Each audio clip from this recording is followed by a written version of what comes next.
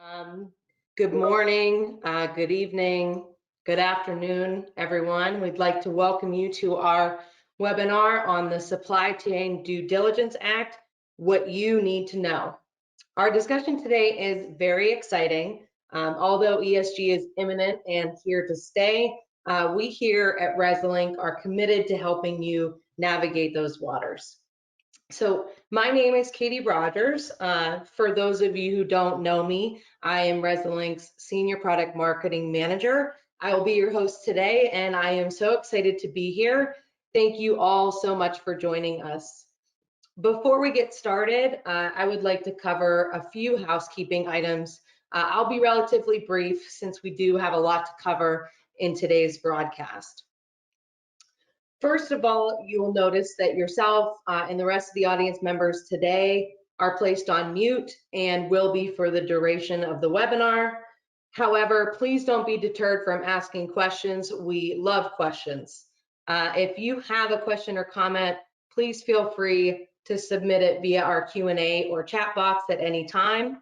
At the end of the webinar, as time permits, we will answer them in the order they were received. We're going to do our best to cover all of this today, but if not, we will certainly follow up with you afterwards. Also, please note, we are recording the webinar and it will be made available to you after the conclusion of today's broadcast. So before we get started, as I stated, we have a lot to cover today in discussing recent ESG laws and developments and the timeline for these global efforts. We're also going to spend a good deal of time reviewing how EU member states are getting a head start on legislation and performing necessary due diligence. And then we're going to show you a few ways in which Resilinc has provided our customers solutions on how to further monitor, assess, quantify, and mitigate ongoing risk factors as it pertains to ESG. If you have other concerns that are not covered today, again, please feel free to just submit them in the chat and we will follow up with you promptly. So I am joined today by our guest speaker, Sahil Kothadia. Sahil is Resilinc's Managing Director of European Operations. With over 21 years of experience in the IT services industry, Sahil focuses on delivering governance for large, successful technology programs and is in large part responsible for Resilinc's growth in the region. He has a proven track record of achieving high customer satisfaction, due in part by his past telecoms experience and business and engineering studies as well. Welcome, Sahil. We are so lucky to have you speaking with us today. Thank you, Katie. Good afternoon and good morning. I'm very excited to be given this opportunity and joining you and everybody on this call today. Looking forward to it. Thank you. Oh, it is our pleasure, Sahil. So before I hand things over to Sahil, it's important that we review ESG and the impacts it has on our lives. ESG stands for environmental, social, and governance, which are the three factors looked at when measuring the sustainability and ethical impact of an investment in a business. The way in which we look at ESG is also really important. And we believe ESG is another value-added avenue for procurement in organizations.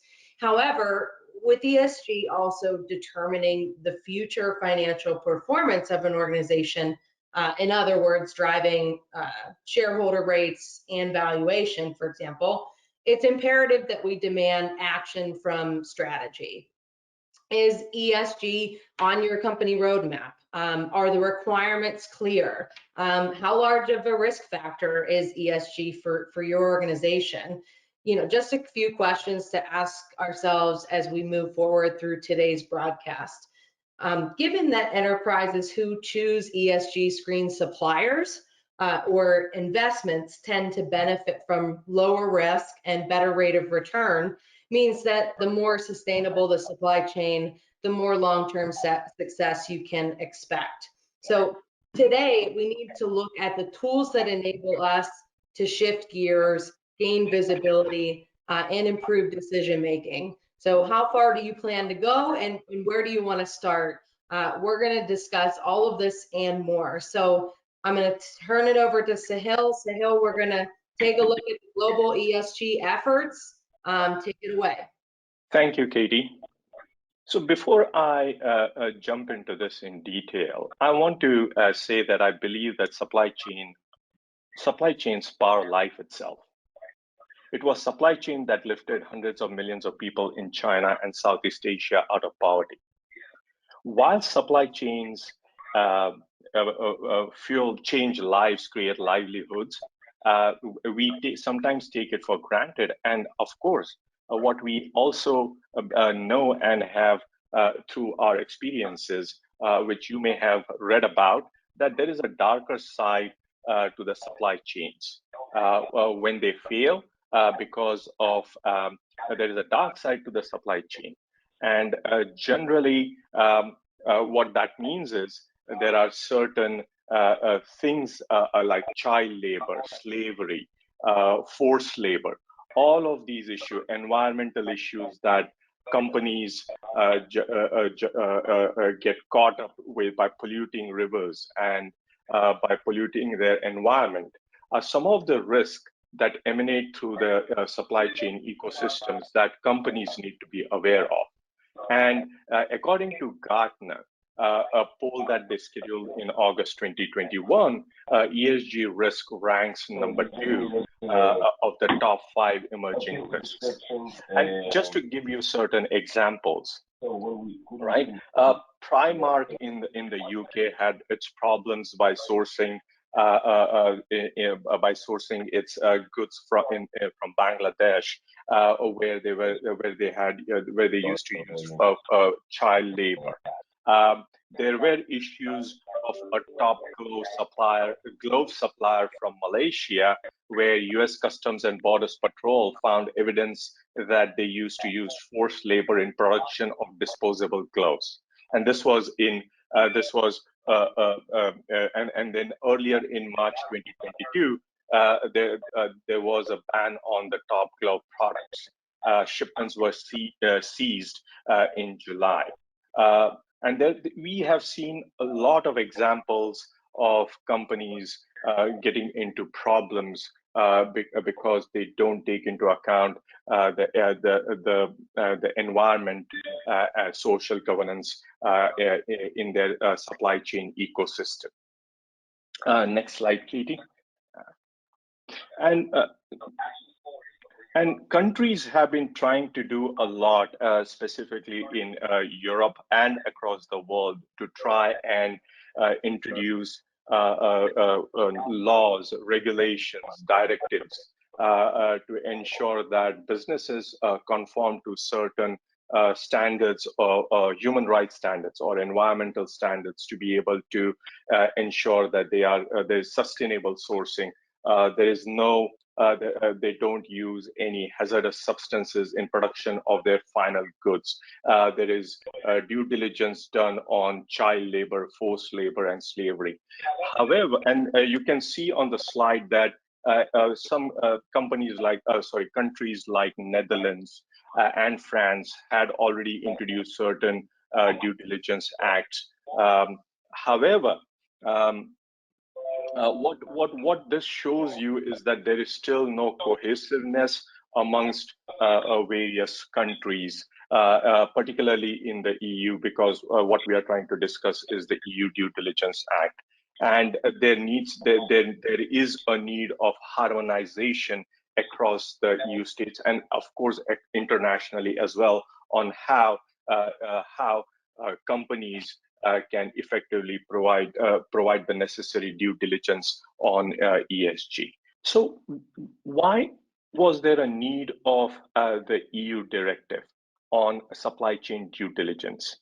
As I mentioned to you earlier on the previous slide, that companies do have their own measures, but they are voluntary and which are not enough.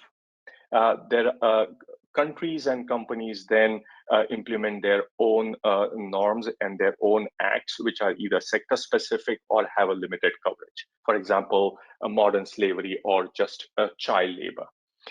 Due diligence is not mandatory across all countries in EU. And of course, one of the key things is there is no significant guidance at the EU level currently. And all of these points, all of these challenges and issues led to EU setting up a due diligence directive in 2021, which will come into force on 1st of January 2023. And all EU member states have been given will effectively be given will have to implement that directive into their own legislations through the course of 2022 and be ready on 1st of January 2023. And so this date is very important for all the businesses operating in EU or companies outside of EU who have their subsidiaries or their operations in within European Union, that they will have to comply to the due diligence directive that comes into force on 1st January 2023. And then there is a follow-up of this, a modification or a progression of this particular directive coming into force on 1st January 2024, which we will quickly discuss next. So why has EU decided to put this due diligence directive? Is the primary objective is to safeguard human rights and environment in the global economy more effectively. Essentially, the aim of the directive is to obligate companies to ensure that human rights and environmental standards are upheld and protected. It also aims to establish sanctions under public law and compliant procedures for affected parties. Right. So essentially, what EU is trying to say is basically harmonizing across the EU member states to ensure that businesses take human rights and environment very seriously. And there are consequences of companies not abiding by this directive, which I will come to next. So what does this mean for businesses in the EU? On 1st of January 2023, all companies and businesses with more than 3,000 employees or more who conduct their businesses in EU, whether they are headquartered in EU or whether they have a office in EU, whether they are an international business with an office in EU or a branch office in the EU, they will have to comply by this directive. And then, as I said, on 1st of Jan 2024, this directive then applies to all companies with 1,000 employees or more who are conducting business in the EU. Again, things don't change. They are in the sense that either you are a headquartered company, or you have a branch office, or you have a manufacturing site. As long as you have 1,000 people, employees or more, 1st of Jan 2024, all businesses will have to comply by this directive. And then on 1st of January 2023, as per the directive, all the businesses will have to set up the necessary due diligence procedures, which I'll come to next. So what are the consequences? And so what are the consequences of the companies failing to comply with this new directive? Any company with less than 400 million annual turnover will be fined 800,000 euros. And of course, if up to 8,000 euros and 800,000 euros, and any company who has received fines greater than 175,000 euros will be excluded from participating in government contracts. These are significant fines. These are significant fines that companies face if they fail to comply to the new EU supply chain due diligence directive. What are the key focus areas as per the directive? The two main areas that the directive or the Due Diligence Act is focusing on is human rights and environment.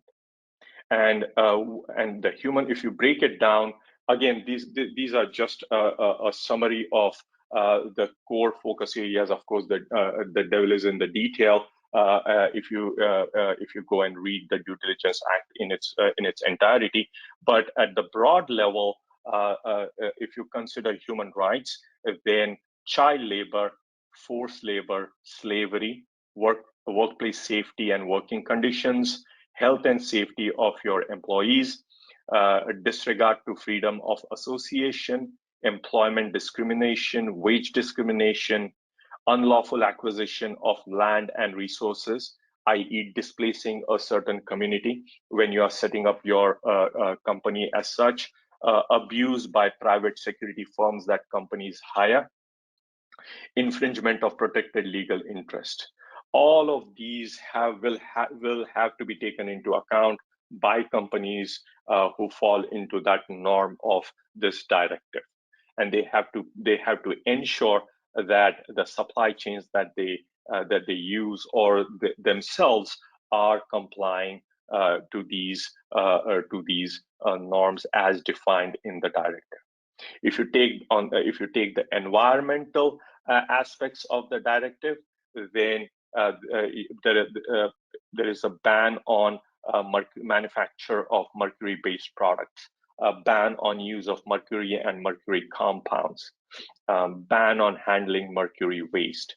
There are certain chemicals that are banned, that the use of such chemicals are banned as per the Persistent Organic Pollution Convention. Then you have a ban on export of hazardous material as per Basel Convention.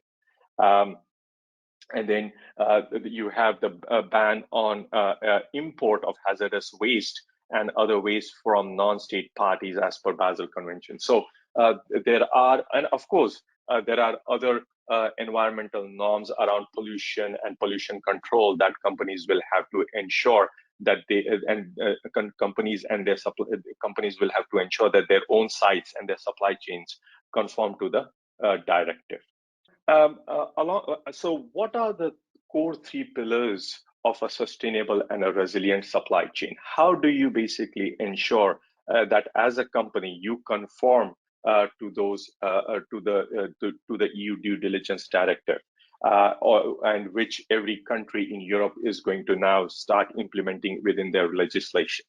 The three key pillars are well-being of your workforce, good environmental practices, and zero tolerance on corruption and bribery.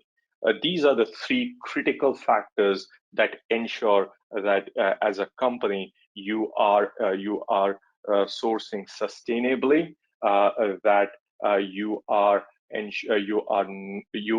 a company that has a resilient and a sustainable supply chain. But of course, every company has the challenges that they face when managing ESG risk. And so what are those challenges? I have listed few of them. Of course, there are, but these are the key ones that companies face when they are managing ESG risk. How to continuously monitor the supply chain for risk emanating from the ESG areas?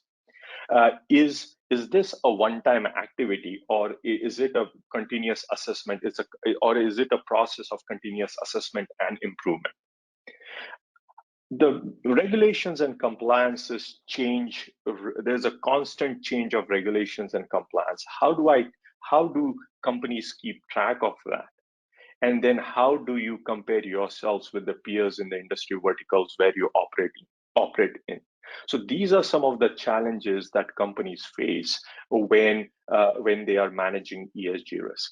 The two that come to mind immediately is how to continuously monitor supply chain risk emanating from the ESG areas, and then most companies generally would tend to do it as a one-time activity when they are onboarding the supplier, and do this as a review as part of their contract negotiation when the contract comes to an end. But other than that, there is no the challenge that companies face is the continuous assessment and improvement process. And so how when to overcome these challenges, how do you basically overcome these challenges is you have to, as a company, you have to constantly assess your supply chain.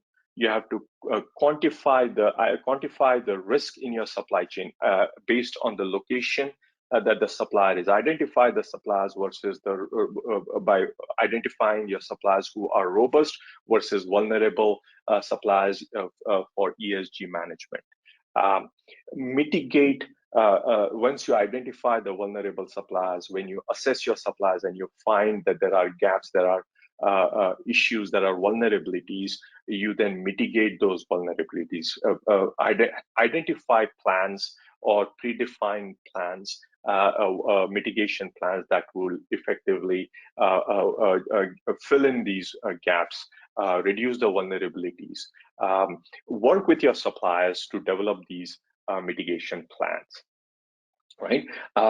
And more importantly, the impact of not doing this is not just fines. It's a brand and a reputation damage, which is very long-term. Companies can go bust if they are not able to recover from brand and reputational damage. So the better you assess the risk, the better you quantify the risk, the better you will be able to mitigate those risks that emanate from the ESG area.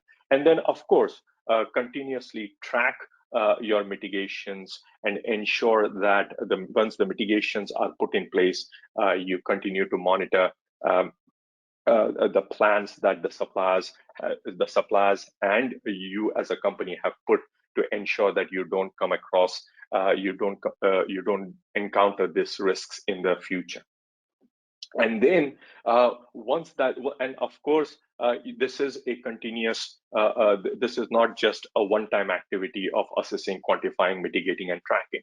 What you need to do as a company is continuously monitor your supply chains 24/7 to ensure that you get informed about any infractions by the companies, by your suppliers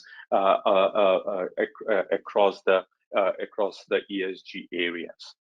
And then once you do, even after you do that, if you're onboarding a new supplier, and of course every procurement department in the company, before they onboard a supplier, go through the due diligence exercise, and which at Resilinc we call supplier screening, where you basically screen your suppliers, go back into the history of that supplier, go back 3, 4, 5, 10 years into the history to understand if they have had any adverse notifications on things like environmental lapses or child labor or forced labor, slavery, any labor issues they may have had, any corruption or anti-bribery charges their leadership teams may have had. And so this gives you a comprehensive approach this basically defines a comprehensive approach of how Resilinc's customers are using our platform to manage the ESG risk. And what I'm going to go through next is each of these areas on how the Resilinc platform enables our customers and can enable you to identify, track, quantify, and mitigate ESG risk. When you want to assess your suppliers and even your own sites, you can basically use the assessments or create your own assessments from within the platform. These assessments, you can use the assessments from the Resilinc library across due diligence, across areas of reputation, across business continuity, across visibility. And particularly around due diligence, you can issue out assessments to your suppliers across environmental sustainability, Modern Slavery Act, human rights, supplier code of conduct, and other areas that are relevant to your charter that you would implement to conform to the EU's due diligence directive. And when the suppliers respond back to you, all of these responses will be converted into a risk score against the area that you have assessed, against the risk indicator that you have assessed your supplier, giving you a fair idea of the vulnerable and the robust suppliers in your supply chain ecosystem from an ESG perspective.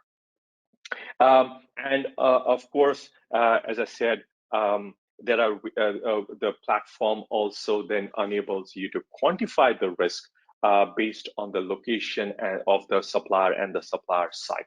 Once you understand that, you can basically then understand, and you can, it allows you to score the supplier on a scale of 1 to 10, and you can apply weightages on the risk indicator. For example, human rights and environment, you can apply higher weightages on those risk indicators, and the quantification algorithm will take that into account, give you the risk exposure of the supplier based on the location of their sites. It will give you the supplier ranking. You can benchmark you can benchmark your suppliers in the category that you are sourcing. You can basically then get an understanding of the top 10 riskiest suppliers from an ESG perspective, and then start your mitigation plans. Also, as I said, when you assess your suppliers, you are not just doing a qualitative assessment. The responses from the suppliers are then converted into a risk score, which effectively you can use to then compare and contrast between the locations-based risk indicators. So, for example, if the country scores poor in human rights, and all of your suppliers in that region, in that country, are scoring very high based on their responses, that could be a red flag for you, and you could conduct further audits. However, if the country is scoring, if the country is a low risk from an environmental perspective, or a human rights perspective, but if you see a couple of suppliers based on their responses are a high risk supplier, then you know that you need to pay particular attention to those two suppliers in those specific areas where they have scored, where they have been marked as high risk, and working with them, implement a necessary mitigation plan and track it to closure. And so what the platform allows you to do is get an understanding of gives you an understanding of the whole ESG, understanding of the ESG risk across your supply chain ecosystem. And you can get trends as well, year-on-year trends of how the supplier is performing from an ESG perspective. And once you get that, if you see a trend which is a downward trend or a downward trend on a year-on-year basis, or in fact, you can break it down on a quarter-on-quarter trend as well, that will allow you to get early visibility into that particular supplier on how they are performing, and ensure that you put in place the necessary mitigation plan. And once you quantify the risk, once you assess your suppliers, the next logical step is to understand the vulnerabilities that you have gathered, and then mitigate that risk. What you can do through the platform is you can predefine certain playbooks. Given every company will have a certain process, a certain CSR charter, certain ESG charter, and based on the directives of the EU Due Diligence Act, you can predefine the playbooks in case of for a certain vulnerability. you can predefine, create those workflows and trigger them when you see the risk emanate, or you can preempt that you are going to encounter risk and proactively start mitigating that risk in your supply chain. And the platform allows you to essentially do that. You can, as I said, predefine the workflows or create new workflows or new mitigation plans based on the risk based on the ESG risk that you are trying to mitigate.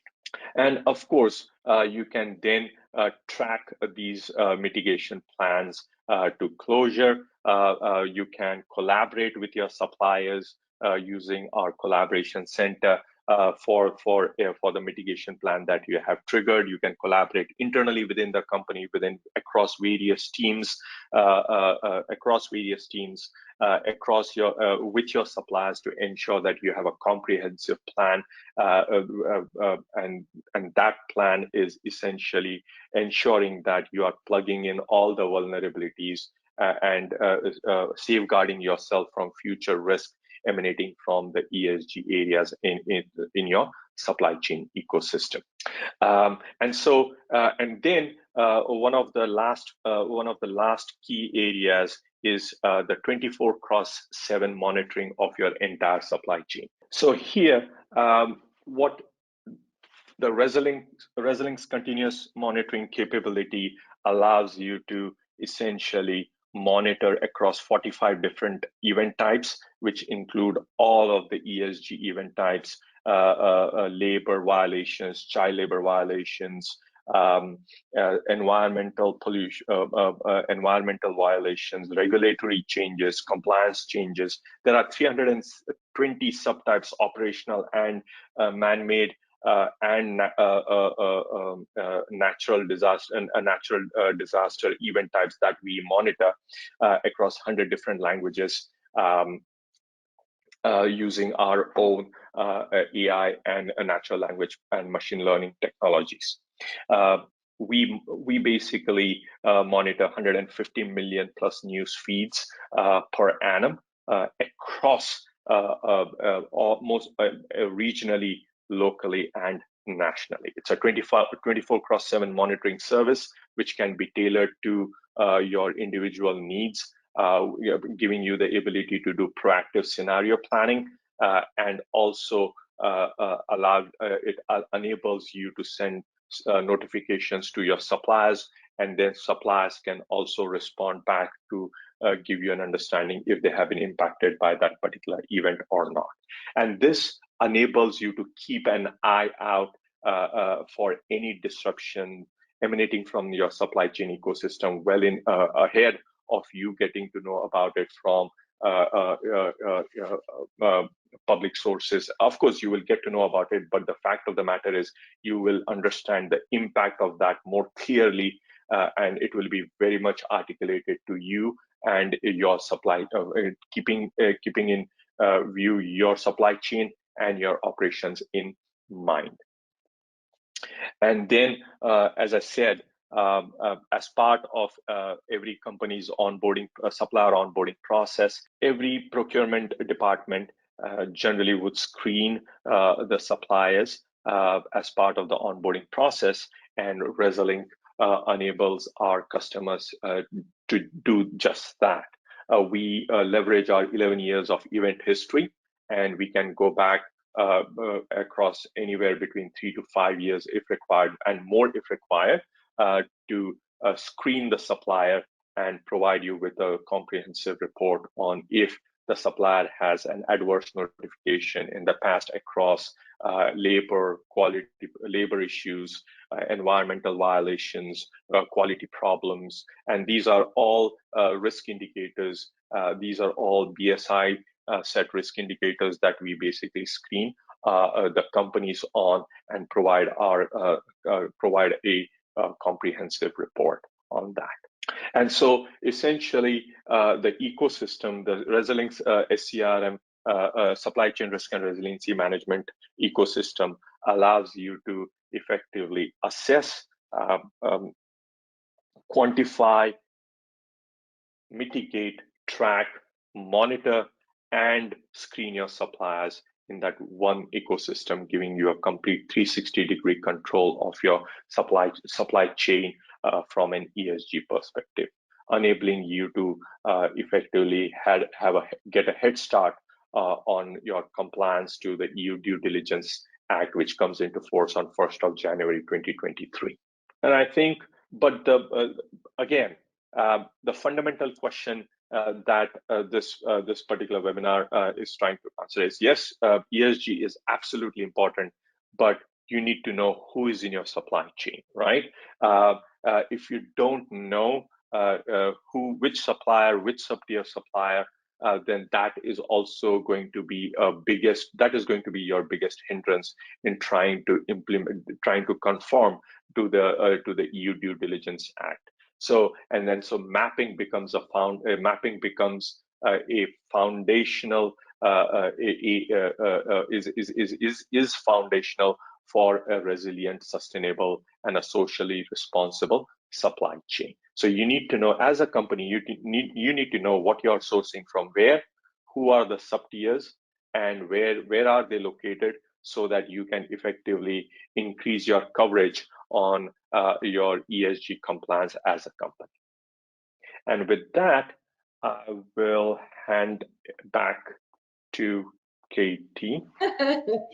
Thank you so very much, Sahil. Hang on the line. We've got a lot of questions. Thank you all for participating and submitting questions. But before we get to those, I hope you found the information we shared today to be useful. You know, with less than 8 months left at this point, it's showtime. ESG is quite a combination of people, process, and technology. And we say that here about Resilinc often as well. It's integral to understand risk and have visibility into risk, as well as the risk factors necessary to continuously monitor, analyze, assess, quantify, and more, as Sahil discussed. So there's no one-size-fits-all scenario where you don't have to have your fingers on the pulse. Organizations absolutely have to effectively continue the risk assessment. It's ongoing from here on out, and that is essentially what due diligence is. We here at Resilinc recommend that you establish a risk management system and predefine mitigation playbooks in order to help evaluate business risks in the form of exposure, protection measures, and more for your organization internally. From there, it's important to set up an internal complaint procedure to help handle events through a chain of command and with a contact point. This helps form a proactive and formal resolution process. Similarly, you'll want to document and publish this process, as well as your measurements, your requirements, your risk identifiers, and due diligence procedures. With systems then in place to assess and quantify, then mitigating and tracking becomes your continuous process to monitor and measure where you are and where you go from there. So again, thank you for joining. Sahil, that was extremely insightful. We appreciate your time. But we do have a couple of questions, and I'm going to start things off with the first question we received, which is, what challenges do companies typically face when managing ESG risks, Sahil? Thanks, Katie. It's a very good question. And as I earlier in the session, as I mentioned, the challenges that companies generally face when managing ESG risk are how do they keep track of the changing regulations and compliances? B, is it a one-time activity, or is it a process of continuous assessment? And this is where they have to strike a balance. Then, how do they continuously monitor the supply chains from the risks that emanate from the ESG area? But more importantly, sometimes they also, how do they do that? How do they assess that supplier? Is it a self-certification, or generally companies would send a self-certification a document for the suppliers to sign up to as part of the contract, and generally forget about that. And then again, how do they compare? How do they compare themselves with their peers in the industry? But the key challenges that I feel according to what we understand at Resilinc, that companies face are: how do they continuously monitor their supply chains to ensure that they are not vulnerable, and how do they is it one-time activity versus continuous assessment and improvement? Right. Thank you. Another question that came in is EU Diligence Act the same as the German Supply Chain Act? Correct. It's a good question. And what Germany has done is, as soon as the EU directive came in, they basically went in and embedded that into their own legislation earlier this year, which they call the LKSG. It's a big, a long name, but that's exactly what Germany has done, and that will also come into force on 1st of January 2023. And similarly, the next countries to follow are France and other European Union nations will do the same through the course of 2022. Okay, question 2 comes out of, since many due diligence acts have similarities, is it possible to have a standard library from Resilinc which satisfies all laws and acts, basically so that the supplier doesn't have to fill out as many assessment surveys asking the same questions? Absolutely, a very good question. And this is exactly the reason why the Act has been put in place, to bring in that harmonization.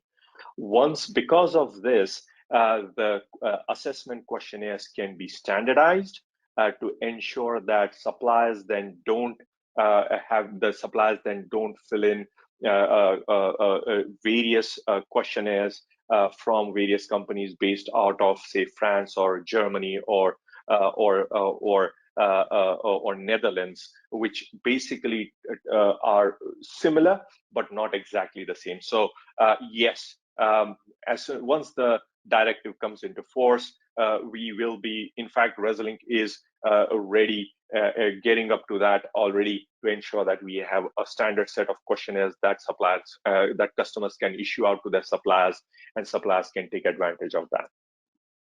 Yes, perfect. So we discussed the 3 core pillars of ESG kind of towards the beginning, but can we do a refresher on what those were, and maybe a little bit more on what they mean?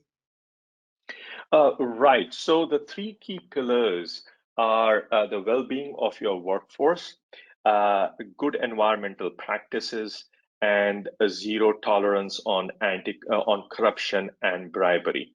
To delve into that a bit more, in the sense, if the key focus areas with regards to well-being of the workforce should be non-discrimination and equality, gender and wage, working condition and hours, hygiene at workplace, ensuring basic human rights, freedom of association, which means you give your employees the ability to join a union or a body, and then child labor, modern slavery, which are basically the core of well-being of a workflow. So these are the areas particularly related to the well-being of workforce. When it comes to environmental well-being, example, air quality management, both internal within your company premise and external outside of your company premise, water management, review of use of hazardous material within your operations. How do you dispose hazardous material? Traceability, right? Your greenhouse gas emission monitoring, companies' impact on climate change. Now, climate change is a very broad subject, but what it translates to is that efficient energy management, going towards sustainable energy management is what we mean by focus on environmental well-being. And then good corporate governance effectively encapsulates areas of corruption, zero tolerance on corruption, bribery, money laundering, fraud, tax evasion, which are self-explanatory. All right, we have one final question, I believe. You can keep them coming. We'll answer them because we've got some time.